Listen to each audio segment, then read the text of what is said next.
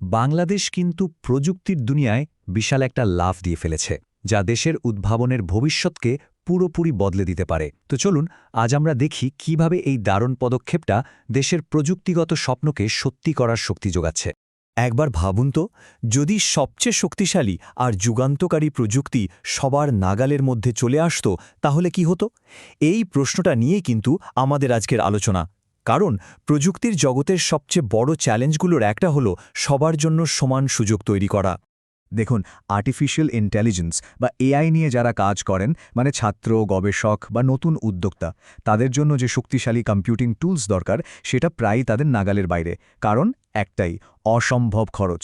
আর এই প্রযুক্তিগত বাধাটাই কিন্তু বিশ্বজুড়ে একটা ডিজিটাল বিভেদ তৈরি করেছে। সমস্যাটা তো ঠিক এই জায়গাতেই। হাই পারফরমেন্স জিপিইউকে বলা হয় আধুনিক এআইয়ের ইঞ্জিন, কিন্তু এর যে আকাশছোঁয়া দাম, সেটাই আমাদের দেশের প্রতিভা আর নতুন নতুন উদ্ভাবনের পথে একটা মস্ত বড় বাধা হয়ে দাঁড়ায়। তাহলে এই বিশাল বাধার সমাধানটা কি? আর এই সমস্যার সমাধান হিসেবেই কিন্তু চলে এসছে বাংলাদেশের একেবারে প্রথম সরকারি ব্যবস্থাপনায় তৈরি শেয়ার জিপিইউ ক্লাউড। এটাকে আপনি বলতেই পারেন দেশের জন্য একটা নতুন ডিজিটাল ইঞ্জিন, যা উদ্ভাবনের গতিকে বহুগুণ বাড়িয়ে দেবে। কিন্তু এই জিপিইউ জিনিসটা আসলে কি?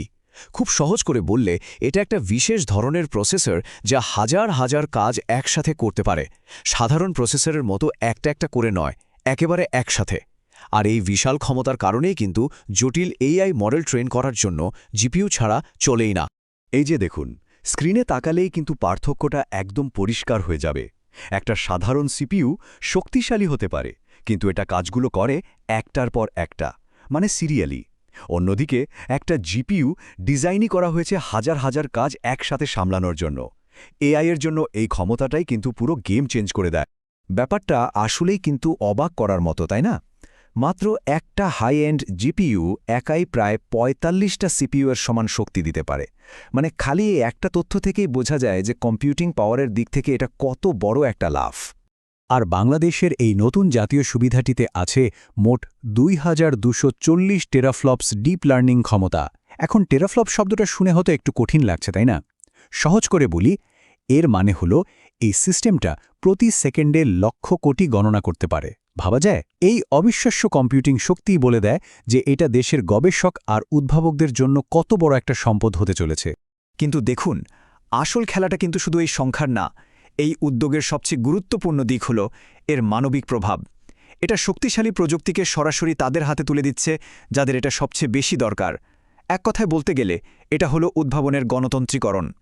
এখন প্রশ্ন হল, কারা কারা এর থেকে সরাসরি সুবিধাটা পাবে? তালিকাটা কিন্তু বেশ লম্বা। বিশ্ববিদ্যালয়গুলো, টেক স্টার্টআপ আর উদ্যোক্তারা, বিজ্ঞানীরা যারা এআই আর ডেটা সায়েন্স নিয়ে পড়াশোনা করছে সেই ছাত্রছাত্রীরা, এমনকি সরকারি থিঙ্ক ট্যাঙ্কগুলো এর সুবিধা পাবে। এর প্রভাবটা হবে দেশজুড়ে এবং অনেক সুদূরপ্রসারী। মানে ব্যাপারটা এখন কতটা সহজ হয়ে গেছে ভাবুন তো।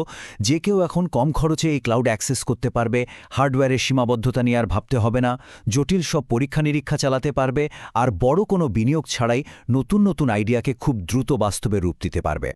আর এই পাওয়ার হাতে পাওয়ার মানে হলো এখন এমন সব দারুণ দারুণ কাজ করা সম্ভব হবে যে আগে ভাবাই যেত না। যেমন ধরুন, ছোট আকারের এআই মডেল ট্রেন করা, নতুন অ্যাপ্লিকেশনের জন্য টেস্টিং, অ্যাডভান্স জিওসায়েন্স মডেলিং, এমনকি জাতীয় নিরাপত্তা বিশ্লেষণের মতো কাজও করা যাবে। কিন্তু একটা জিনিস মাথায় রাখতে হবে, এইটা কিন্তু শুধু কয়েকটা যন্ত্র বা হার্ডওয়্যার না। এটা আসলে একটা বৃহত্তর জাতীয় কৌশলের অংশ, ভবিষ্যতের জন্য একটা দারুণ কৌশলগত জাতীয় বিনিয়োগ। আসলে এই জিপিইউ ক্লাউডটা হলো বাংলাদেশের ডিজিটাল পাবলিক ইনফ্রাস্ট্রাকচারকে আরও মজবুত করার একটা মূল স্তম্ভ। আর এটা বিশেষভাবে নতুন প্রজন্মের ডেভেলপারদের কথা মাথায় রেখেই তৈরি করা হয়েছে, যাতে তারা ভবিষ্যতের প্রযুক্তি নিয়ে কনফিডেন্টলি কাজ করতে পারে। তো এই পুরো প্রজেক্টটার পেছনের মূল লক্ষ্যটা কি? মূলত ৩টে বড় উদ্দেশ্য আছে। ১. দেশের ভেতরের উদ্ভাবনকে উৎসাহিত করা। ২. এআই এর জন্য প্রস্তুত একটা কর্মী বাহিনী তৈরি করা। আর ৩. ডিজিটাল বিশ্বে বাংলাদেশের প্রতিযোগিতার সক্ষমতা আরও বাড়ানো। দেশের দীর্ঘমেয়াদী লক্ষ্যের একটা পরিষ্কার ছবি কিন্তু এখান থেকেই পাওয়া যায়। তো সবশেষে একটা বড় প্রশ্ন কিন্তু থেকেই যায়, বাংলাদেশের এই জাতীয় শেয়ার্ড অ্যাক্সেস মডেলটা কি বিশ্বের অন্যান্য উন্নয়নশীল দেশগুলোর জন্য একটা ব্লুপ্রিন্ট বা আদর্শ হয়ে উঠতে পারে? বিশেষ করে সেই সব দেশের জন্য যারা কিনা গ্লোবাল এআই রেসে টিকে থাকতে চায়। এটা কিন্তু আসলেই ভাবনার বিষয়।